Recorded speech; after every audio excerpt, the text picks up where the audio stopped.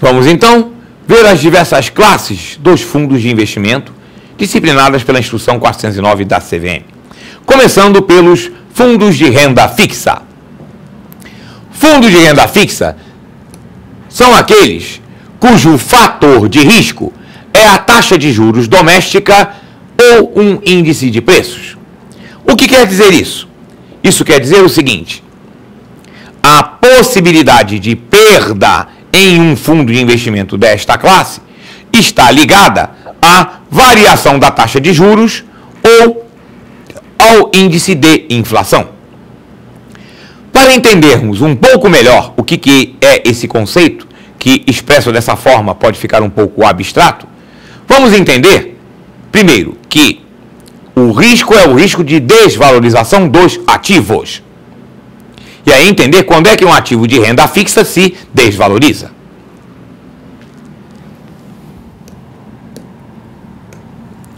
Um ativo de renda fixa, ele pode ser, como vimos, pré-fixado ou pós-fixado.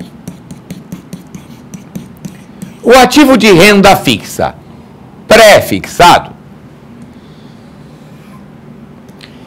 ele tem uma determinada taxa de juros prevista e definida no momento da aplicação.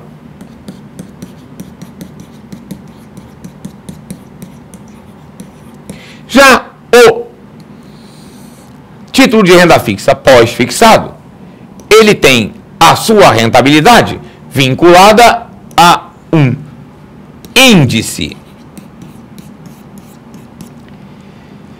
Então vamos ver os fatores de risco envolvidos nesse tipo de aplicação. Primeiro, por que o índice de inflação é um fator de risco? Porque se a aplicação render menos do que a inflação, ela terá perda real. A chamada taxa de juros real é a taxa de juros nominal menos a inflação. Então, se essa aplicação perder da inflação, ela terá perda real. É um fator de risco. Outra possibilidade é que alguns títulos pós-fixados são vinculados à taxa de inflação.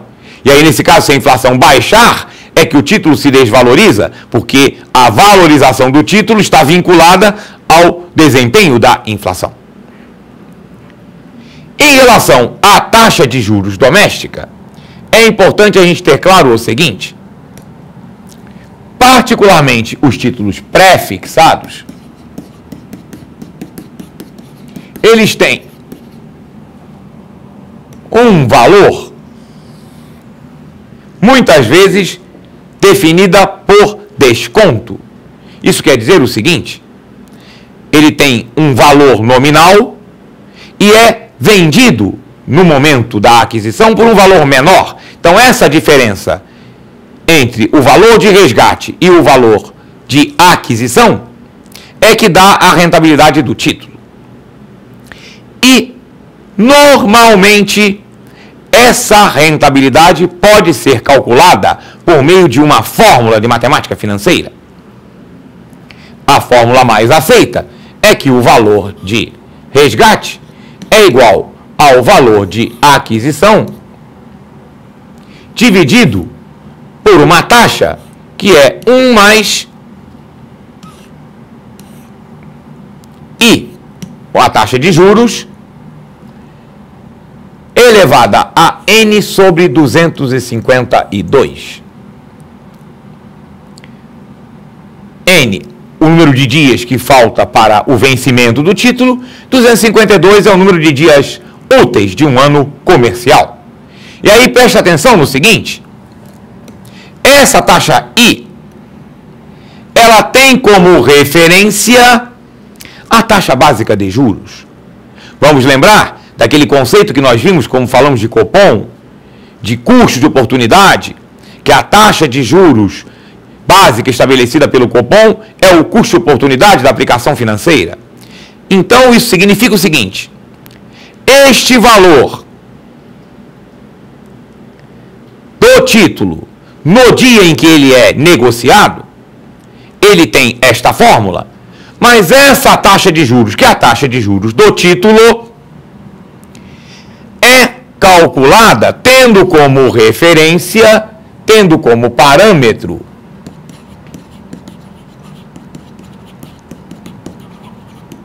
a taxa básica de juros,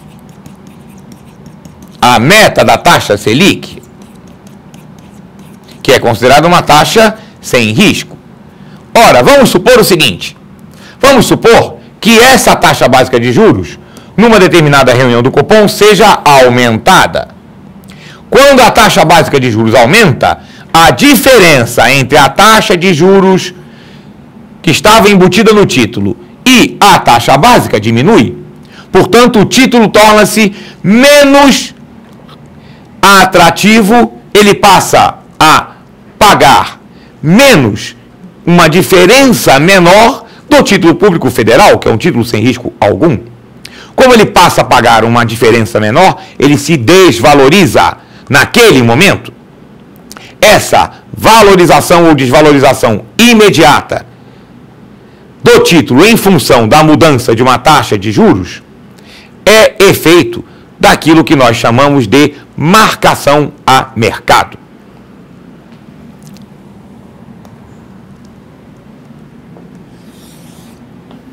A marcação a mercado é obrigatória para os fundos de investimento. Marcar a mercado significa que o fundo de investimento tem que contabilizar no seu patrimônio o título pelo valor de mercado daquele título naquele dia. Se ele tivesse que vender aquele título naquele dia, por quanto ele venderia? Isso chama-se marcação a mercado. Ora, os títulos de renda fixa pré-fixados, eles se desvalorizam quando a taxa básica de juros sobe, porque a diferença entre a taxa básica, a taxa deles, a remuneração que eles vão pagar, e a taxa básica de juros diminui. Então eles se tornam menos atrativos e se desvalorizam. O contrário também acontece. Quando a taxa básica de juros diminui, o título pré-fixado aumenta de cotação no mercado, porque a sua rentabilidade em relação à taxa básica de juros aumenta. Ele está pagando uma diferença maior entre aquela taxa definida e a taxa básica de juros. Por isso que os títulos de renda fixa são sensíveis à variação da taxa de juros. Por isso que o fator de risco de um fundo de renda fixa é ou a inflação ou a taxa de juros doméstica, porque os seus ativos são sensíveis a essas variações. E aí a instrução 409 da CVM define o seguinte: o fundo de renda fixa tem que ter na sua aplicação, no mínimo, 80% de ativos relacionados a esse fator de risco, ou seja, ativos que estejam ligados ou a índice de preços ou a taxa de juros doméstica. Como já comentamos, um dos ativos possíveis de serem objeto dessa aplicação são os títulos públicos federais. Fundos de investimento de renda fixa mais conservadores são aqueles que aplicam em títulos públicos federais, porque são os títulos que têm a melhor proteção em relação ao comportamento da taxa de juros. Em compensação, são os que oferecem menor rentabilidade, mas oferecem também menor oscilação de cotação no mercado. Outra classe de fundos prevista na instrução 409 da CVM são os chamados fundos de curto prazo. Os fundos de curto prazo também aplicam em títulos de renda fixa, mas com uma diferença. São títulos públicos federais ou títulos privados, já vamos entender por que aquele asterisco. Ou pré-fixados, ou vinculados à taxa Selic, ou uma outra taxa de juros pós-fixada pública, ou ligados a índices de preços. Então, estamos vendo que, por essa definição, os tipos de ativos que um fundo de curto prazo aplica são basicamente os mesmos dos fundos de renda fixa. porque são ativos de renda fixa, pré ou pós-fixados. E no caso de pós-fixados, vinculados ou à taxa Selic, a taxa básica de juros, ou a uma outra taxa de juros doméstica, pública e conhecida, como por exemplo um percentual do CDI, ou cuja rentabilidade está ligada a índices de preços, à inflação. A diferença é que, no caso dos fundos de curto prazo, o prazo máximo de vencimento dos ativos que ele pode adquirir é de 375 dias. E o prazo médio da carteira, ou seja, a média ponderada dos prazos de vencimento dos títulos que compõem a carteira de um fundo de curto prazo, é ainda bem mais curta. Esse prazo médio não pode chegar a 60 dias.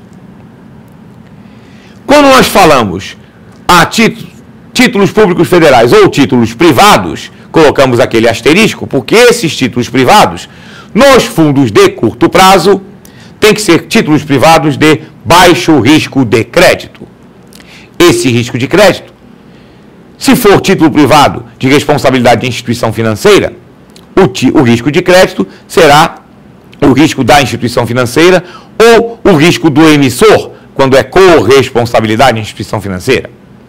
Se for outro tipo de título, esse risco de crédito pode ser por uma classificação da própria instituição ou por uma classificação de agência de risco de crédito contratada para esta finalidade.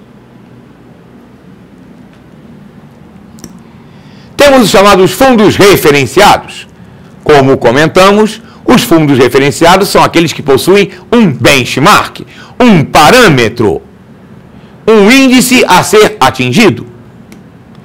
Se for um fundo referenciado ativo, ele se propõe a superar o benchmark. E neste caso, ele terá que ter mais que 80% de títulos públicos federais ou títulos privados de baixo risco de crédito e também pelo menos 95% da sua aplicação voltado para acompanhar aquele benchmark. Esses são os ativos que poderão ser adquiridos pelo fundo de investimento referenciado. Estamos falando, neste caso, do chamado fundo referenciado passivo, ou seja, o fundo que se propõe a seguir o benchmark, a atingir, não a superar. O fundo de investimento ativo, aquele que se propõe a superar o benchmark, ele normalmente é classificado na categoria de multimercados. Temos o chamado fundo cambial. O fundo cambial é aquele cujo fator de risco é a variação de preço da moeda estrangeira ou o cupom cambial. Ou seja, o risco está na, por exemplo, desvalorização do dólar ou na redução do cupom cambial. Cupom cambial é o que a gente pode definir como a taxa interna de juros em dólar. Isso quer dizer o seguinte: um investidor estrangeiro que traz dólares para o Brasil para aplicar na taxa de juros livre de risco, na taxa Selic, ele estará ganhando a taxa Selic menos a taxa de juros internacional. Porque é o custo-oportunidade dele ao investir no Brasil é deixar de ganhar a taxa de juros internacional. Normalmente tem-se como referência a taxa de juros do Tesouro Americano. Essa é a diferença da taxa de juros, mais a diferença entre a cotação da moeda nacional e a moeda estrangeira.